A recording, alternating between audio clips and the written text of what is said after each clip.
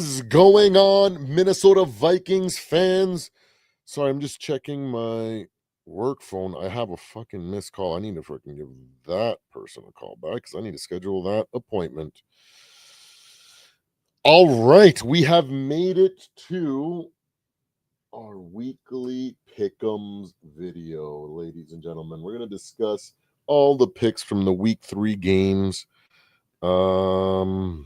Man, I want to. Did they leave a message? I hope it was a call. Damn it.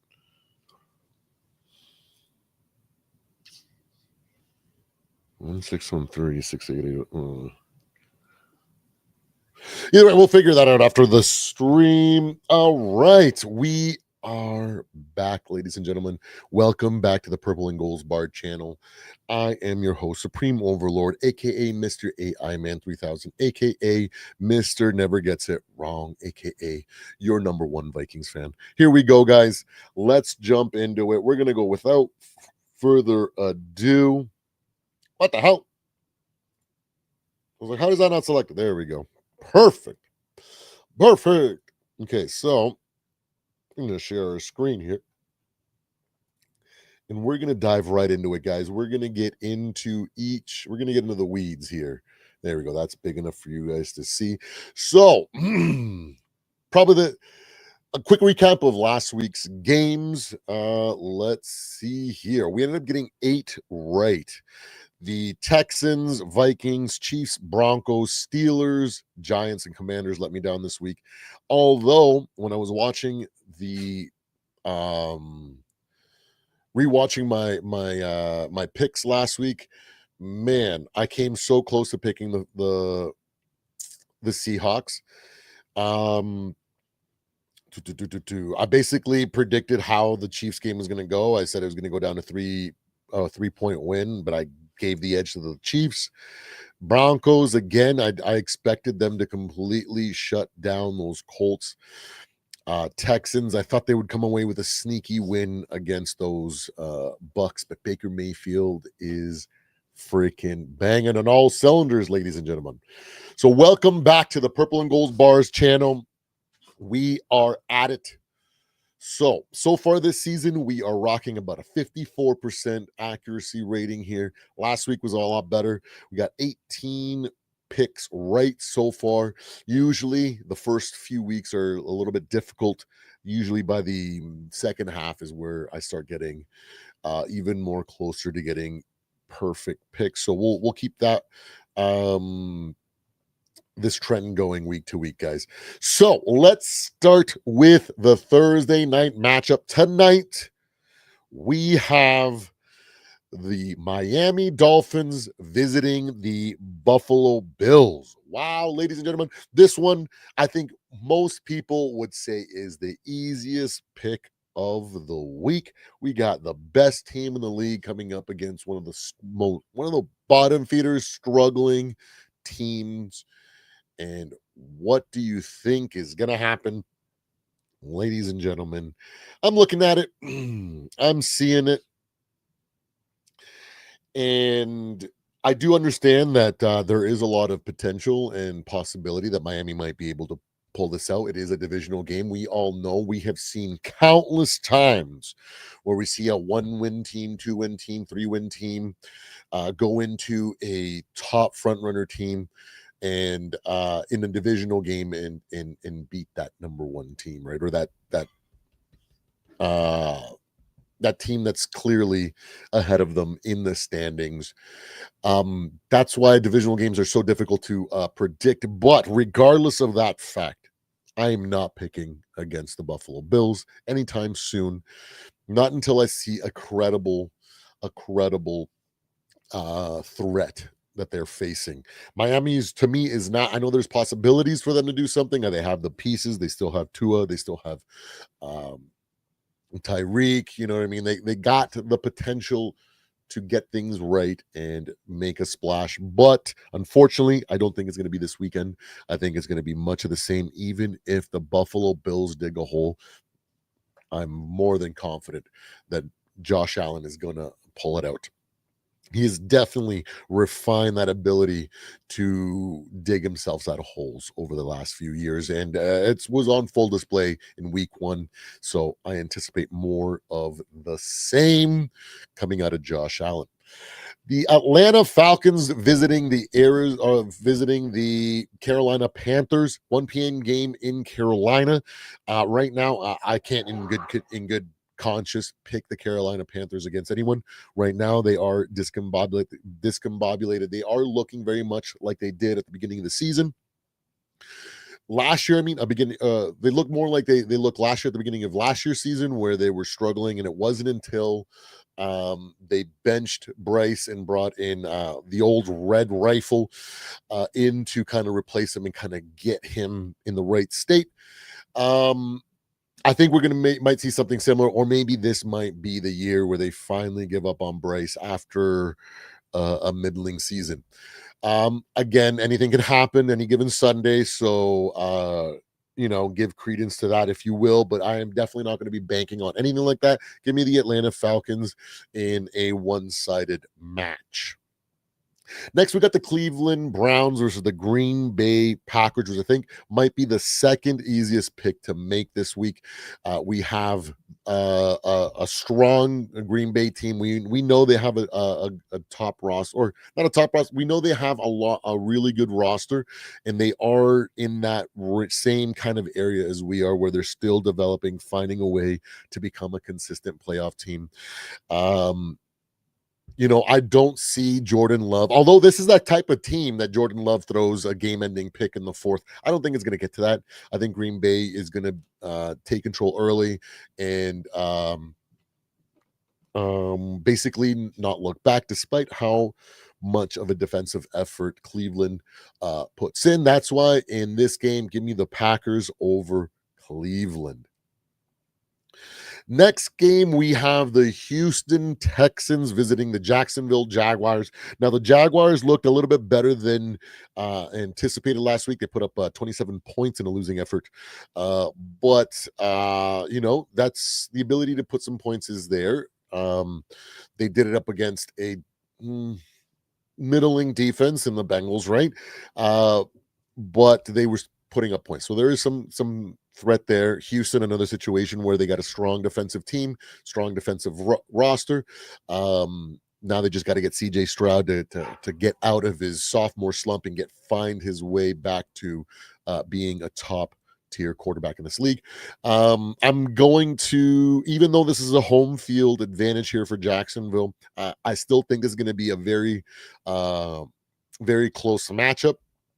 Although I do see the Houston Texans winning by a touchdown. Not just 3 points, not a squeaker, but I feel like Houston wins by a touchdown at least. Moving on to the next game, the Cincinnati Bengals versus the Minnesota Vikings. Both teams mired with injuries right now, just discombobulated when it comes to injuries. An incredibly strong defensive effort by the Minnesota Vikings last week. Unfortunately, the offense and injuries could not piled up too much, and they could not pull it out at the end. Cincinnati pulled out the win with a backup quarterback going against a bottom feeder. So probably a lot closer game than any one of either organization's fan bases would like to admit.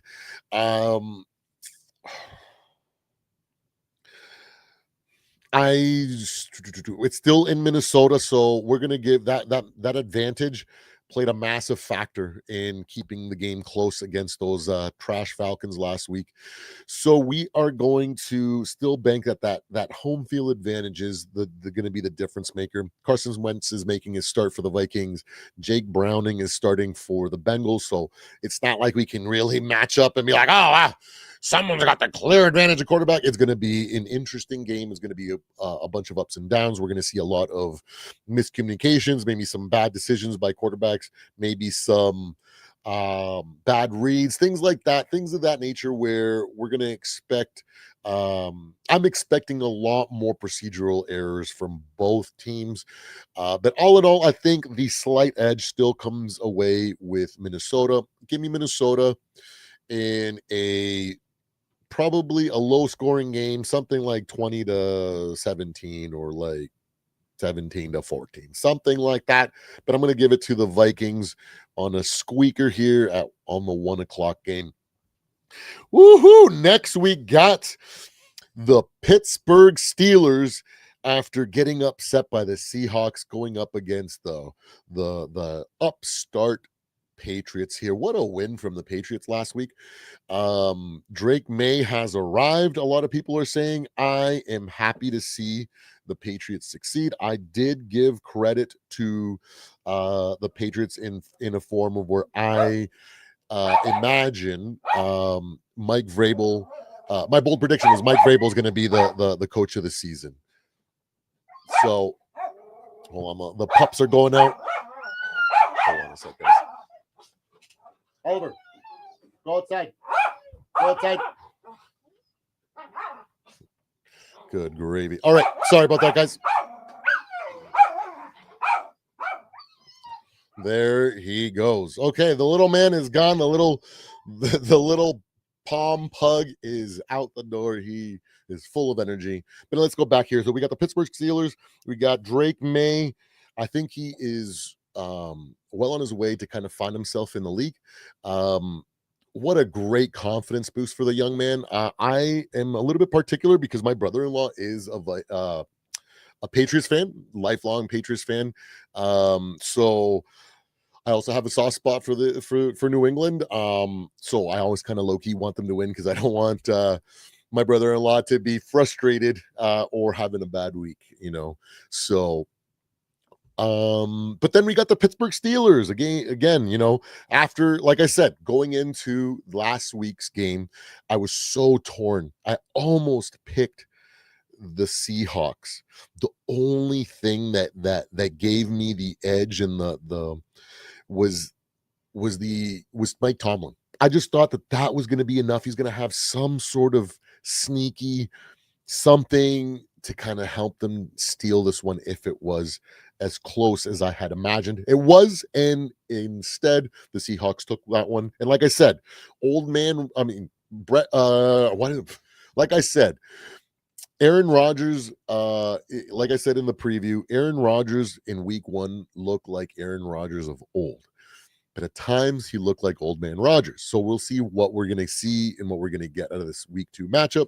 And it was more of a regression to the mean, which isn't a bad thing. It was not like they shit the bed or went down to a bottom feeder. They just kind of, the top fell off a little bit on them. And as a result, the Seahawks were able to steal one from them. Now, this game is going into New England. So the New England Patriots organization, their fan base can get loud. It's going to be a fun game. It's going to be quite the game between Aaron Rodgers and Drake May.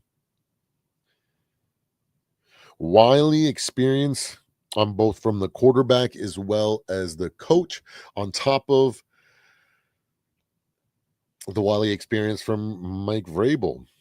No ton of experience or something that like Drake May that can draw upon in comparison to A-Rod. This is going to be a close one. I feel it's going to be a closer one than most people give, but I'm still going to take the Pittsburgh Steelers in a win here in Foxborough. Next, we have the Los Angeles Rams versus the Philadelphia Eagles at home. Now, Los Angeles Rams have looked great, and I've been saying that I really like the Rams, and the thing that holds me back is that they're literally one bad injury to Matthew Stafford, and their whole season's done for. You know what I mean? So that's always been my fear for the Rams over the last couple of years, as more and more dependent they have become on Stafford. But it is what it is. They do look great. Their interior run stopping is unreal. Their pass rush is something to be feared when it comes to the Rams. But then we got the Philadelphia Eagles. They got a strong team. They got a generational running back. They run the ball hard. They got the ability to steal yards with the tush push. I think it's going to be a very, very hard fought win.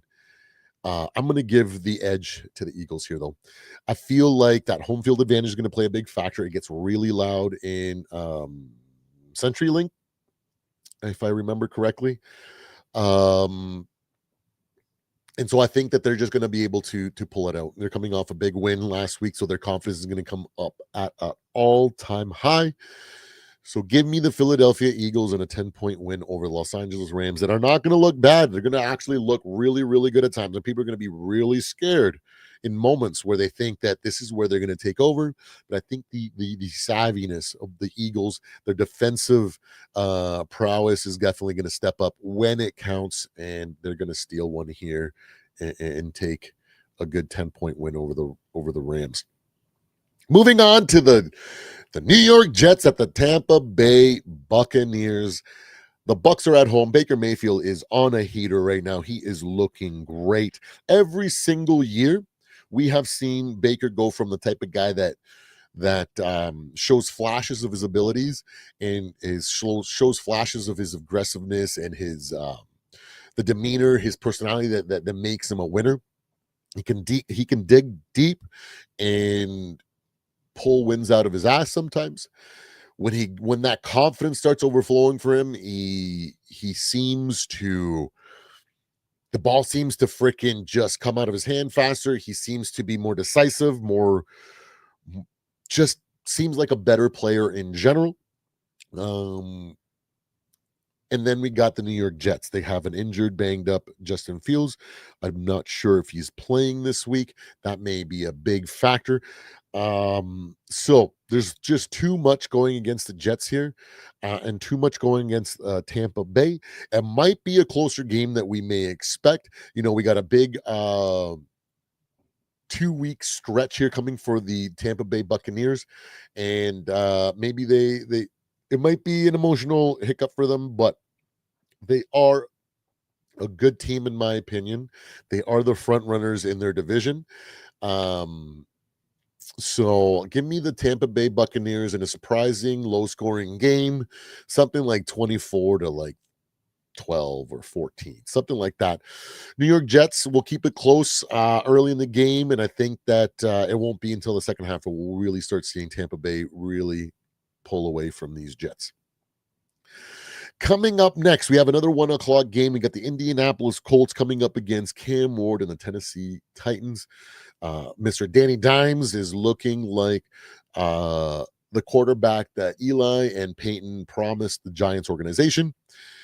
Is it a fluke? What is it?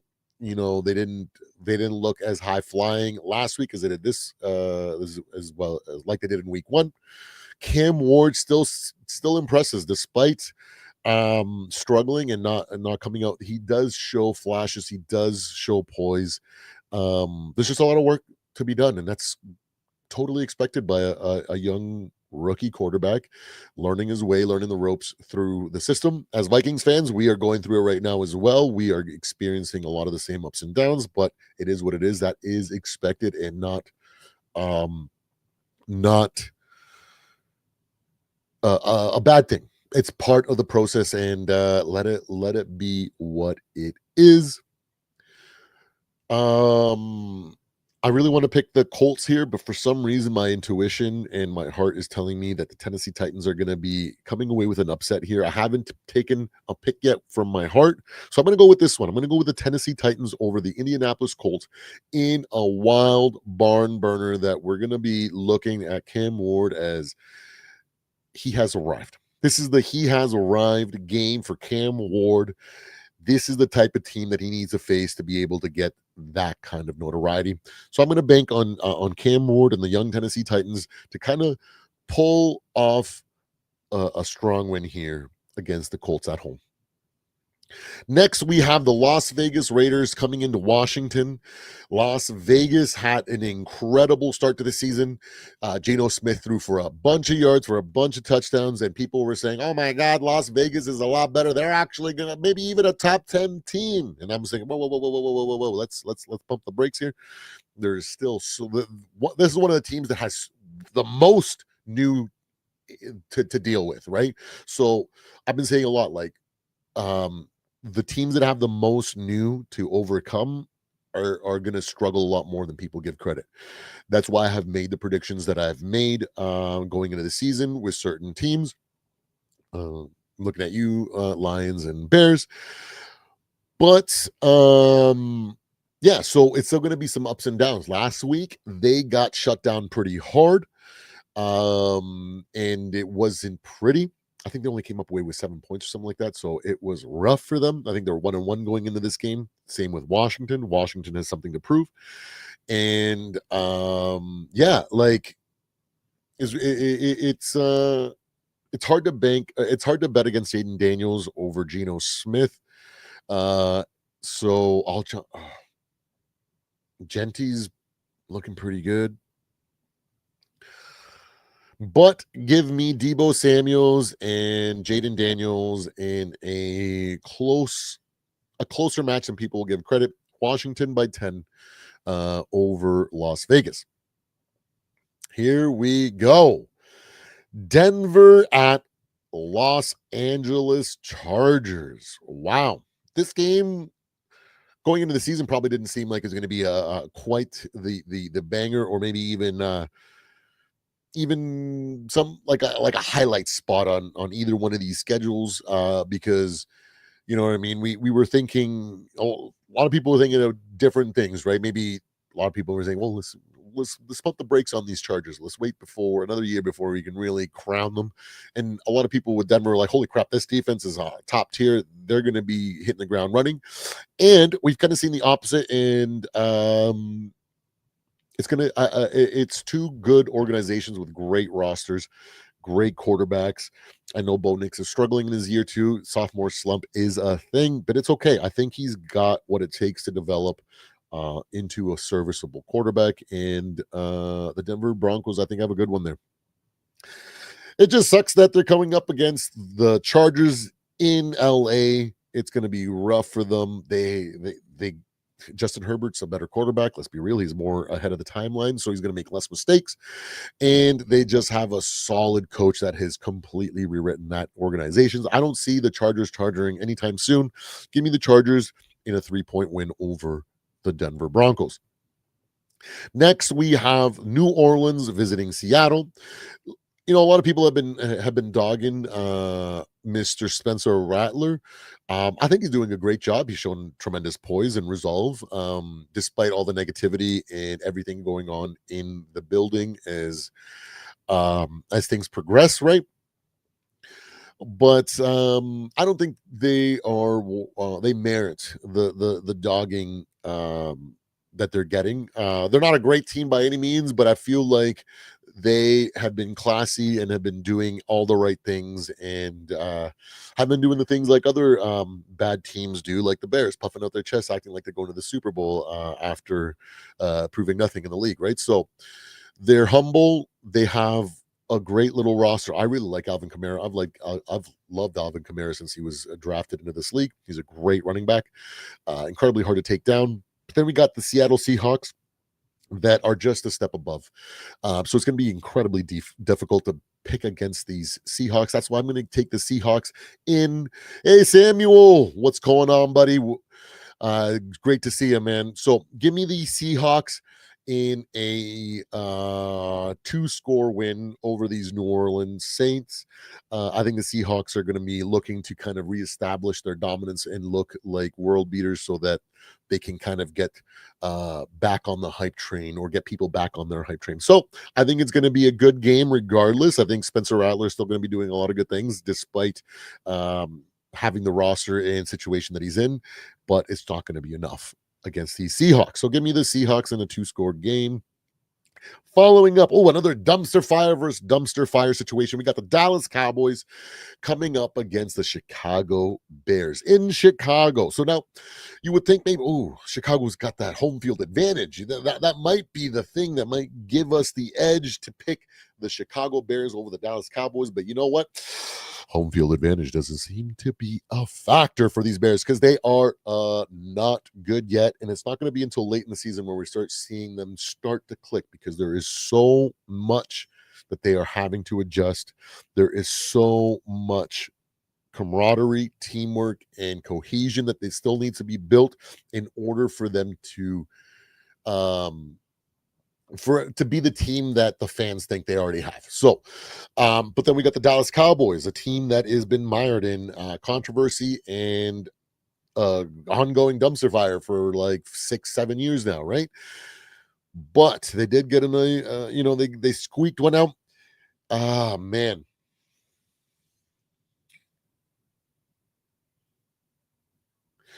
I'm going to pick the Chicago Bears over the Dallas Cowboys for one reason and one reason only. Because these are the type of games that Dallas kind of walks into puffing their chest out, thinking, finally, we got a team that we can easily beat, and they get punched in the mouth. Ben Johnson, this is week 3, so we might start seeing a little bit of consistency start to show. I think maybe it might be just enough to squeak one out. I think it's going to be a low scoring game. I don't see it going, either team going much higher than 24 points. I wouldn't be surprised if it's a 12-9 game or 14-7, something ridiculously low, just as it's going to be a lot of just failed drives and stuff. But give me the Bears in a surprising 3-point win over the Dallas Cowboys here. Moving on to Arizona versus San Fran.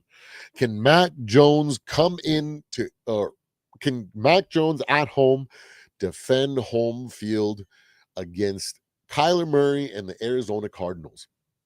Now, the Arizona Cardinals are a little bit more established, have been than most other teams in the league that are kind of like growing. You know what I mean?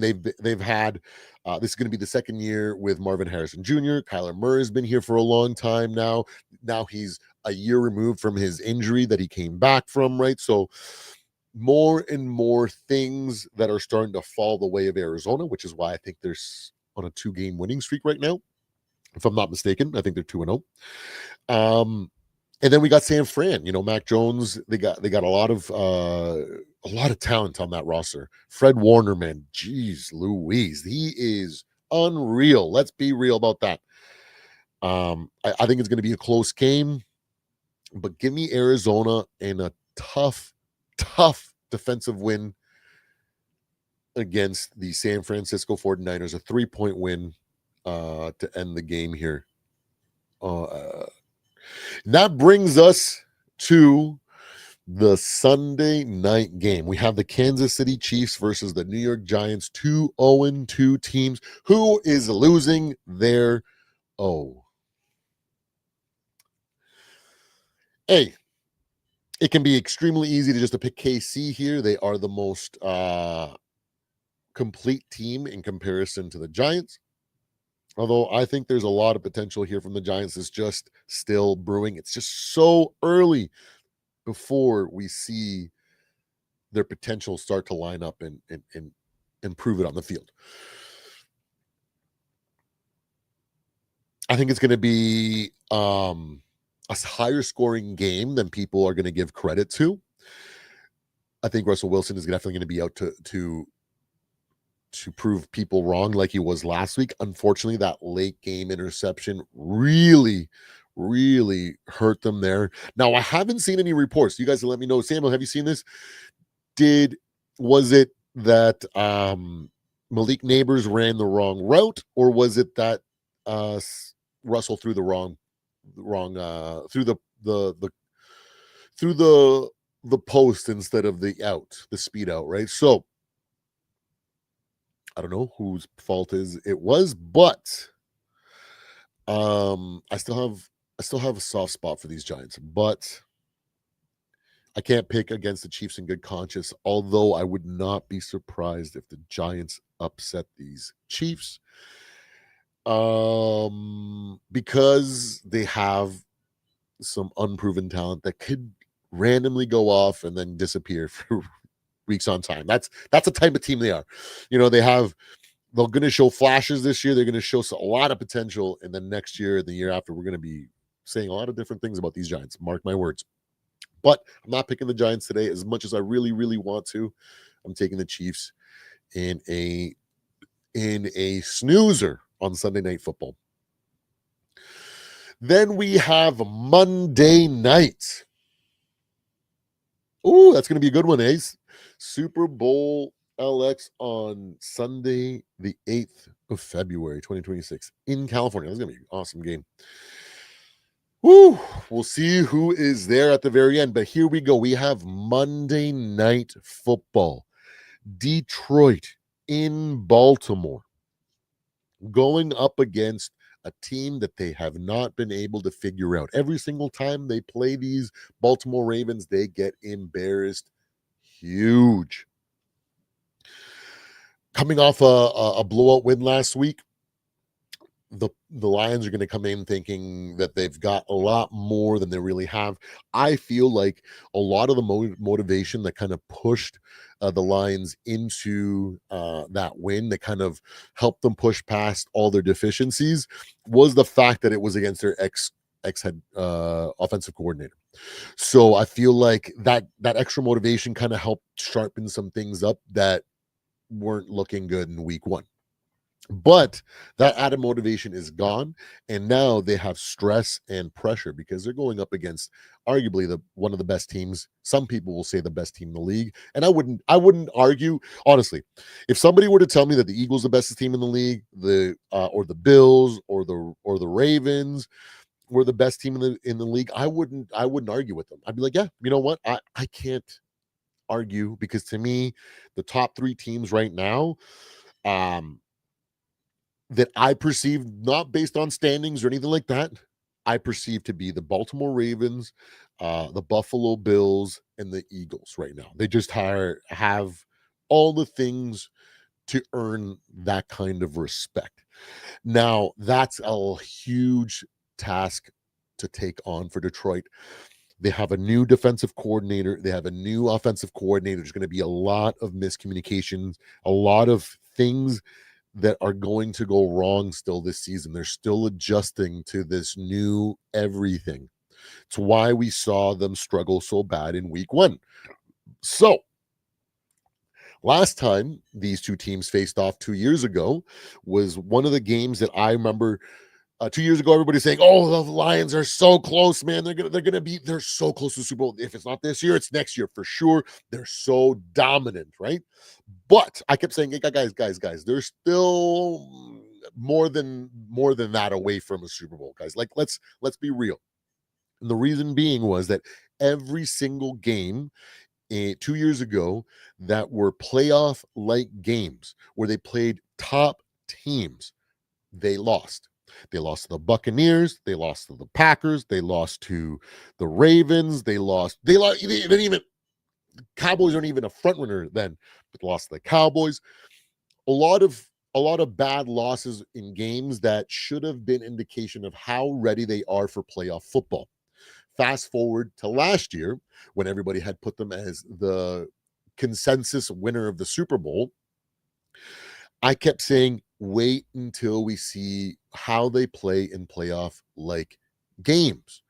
And although they did a lot better last year in playoff like games, they still lost half of them, right? So an improvement, but not to that point where it's like, okay, they are there. And now the wheels have fallen off, and they're going to start falling backwards as the next couple years move on. So I just don't see that they have enough to go up against these Baltimore Ravens, a much more complete team, a much more dynamic team than these Lions. Derrick Henry is going to be rushing for like 160 yards. Lamar Jackson is probably going to rush for like 100 yards, probably throw 2 touchdowns and run in. You know, it's going to be that type of game. It's going to get out of hand really quickly. Detroit struggles mightily against this specific offense. That's why I'm going to take the Baltimore Ravens in a blowout against Detroit, and I'm going to love all week the meltdown from Detroit fans after this embarrassing loss, when they look like one of the worst teams in the league, when they expected a close win, or at the very least, a close loss to kind of give them that confidence that they're on the right track. So give me the Baltimore Ravens in a blowout against these lowly Detroit Lions. That it's no secret that my bold prediction is that these Lions are going to be lucky to win 10 games, and I'm going to be shouting that to the rooftops, whether I'm right or wrong. I don't care. I'm going to wait until the end of the season to see how it plays out. Season to see how it plays out, but I have a strong intuition on this, and it just makes a ton of sense. So there you guys have it. No doubleheader on Monday. And that brings us to the end of the weekly pick'em. So, like again, I said last week, I ended up getting 8 right, the week before 10. So we got 18 wins on the season, or 18 picks correct in the season so far.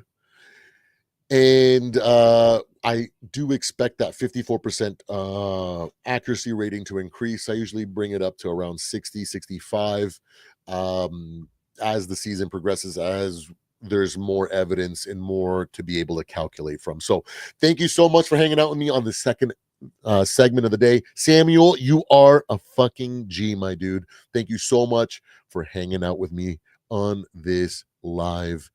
I will see you guys on the next one. I think the next one that I have is going to be a fun one. It's just going to be a hot take review. We're going to go laugh at some of the takes that have been made this week, and just have a good one. All right. So I will see you guys on the next live. Thank you so much for hanging out with me. Don't forget to like and subscribe to the Purple and Gold Bars podcast, the #1 place for the out of the box color commentary that you're going to ever see about our Minnesota Vikings. Skol, baby. I'll see you guys on the next one.